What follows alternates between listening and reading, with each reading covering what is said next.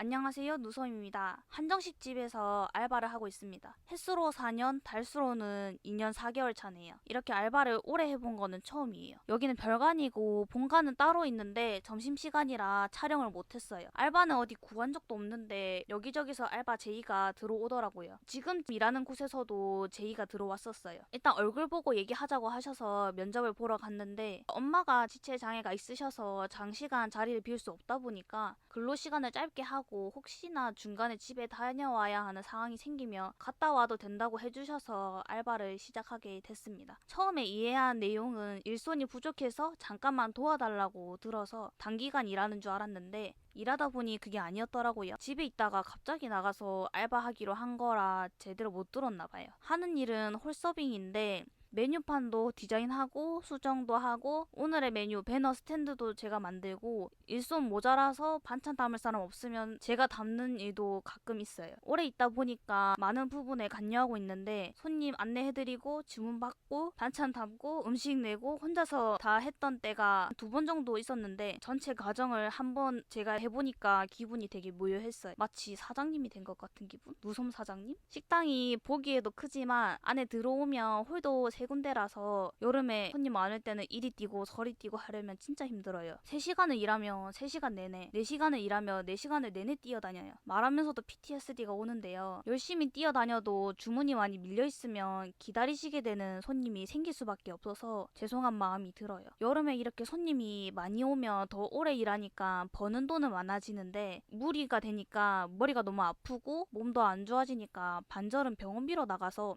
이게 맞나? 라는 생각이 든 적도 있어요. 알바 끝나고 나서는 활동 보조사 분께서 가실 시간이라 병원은 못 가고 다음날 아침 일찍 링거 맞고 그 상태로 또 알바 가고 그렇게 해요. 재작년에는 바쁜 날에 이틀에 한 번은 링거를 맞아야 할 정도로 상태가 안 좋았고 작년에는 운동을 꾸준히 했던 게 도움이 됐는지 병원을 덜 갔어요. 아픈 게 반복돼서 해결하려고 여러 시도를 해봤었는데 일하기 전으로 물을 충분히 마시고 일하면서도 잘 마셔주니까 안 아프더라고요. 수분 부족이 원인일 거라고는 상상도 못했어요. 지금은 비교적 튼튼해요. 그동안 서빙 알바를 국밥집에서도 해보고 중국집에서도 해봤는데 다른 집은 손님분들이랑 크게 대화할 일이 없거든요. 근데 여기는 일하면서 대화할 일이 정말 많았어요. 처음에는 손님들하고 대화해본 경험이 적다 보니까 질문에 어떤 답을 해야 좋을지 모르겠는 거예요. 많이 듣는 질문이 몇 가지 있는데 사장님 딸이시냐, 손목 아프시겠다, 메뉴에 대한 질문도 하시고 한정식 집이다 보니까 반찬 종류가 많아서 이거 언제 다 먹고 가노? 반찬이 너무 많다.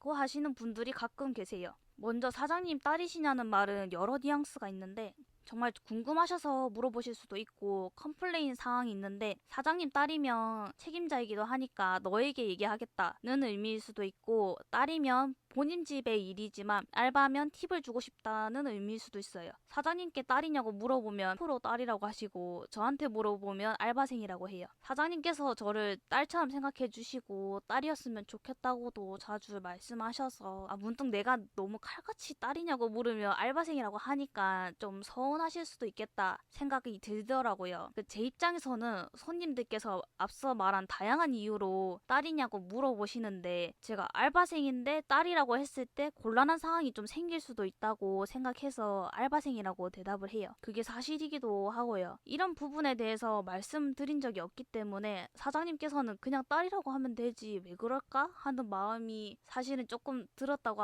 해요. 그래서 새로운 대답을 고민했는데 가족 같은 사이죠를 전에 제가 생각을 했었거든요. 근데 바쁘다 보니까 알바생이에요를 외치고 있어요. 다음엔 꼭 가족 같은 사이에요를 외쳐보려고요.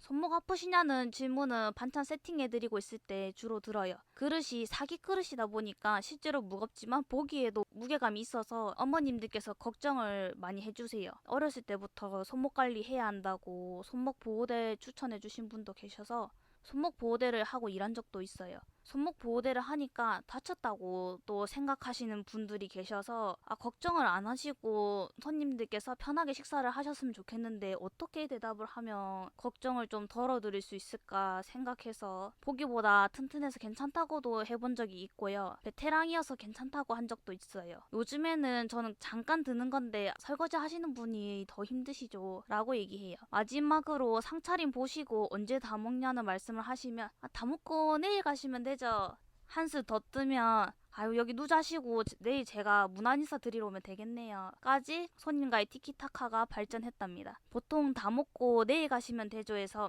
하하하 웃고 끝나요. 처음엔 손님분들께서도 네?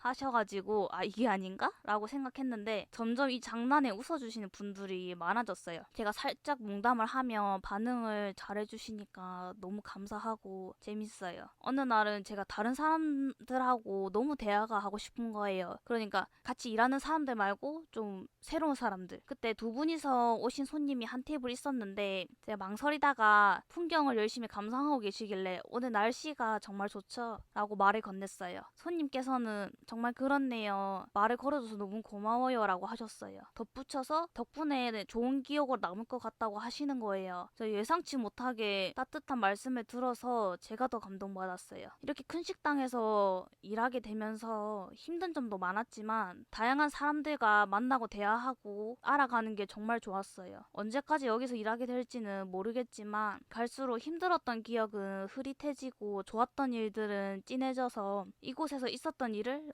오래 기억하고 곱씹을 수 있으면 좋겠다는 생각을 해요. 했던 알바 중에서 뿐만 아니라 제 인생에서 가장 다양한 감정을 느낀 곳이기도 해서 잊을 수가 없을 것 같아요. 그럼 이만.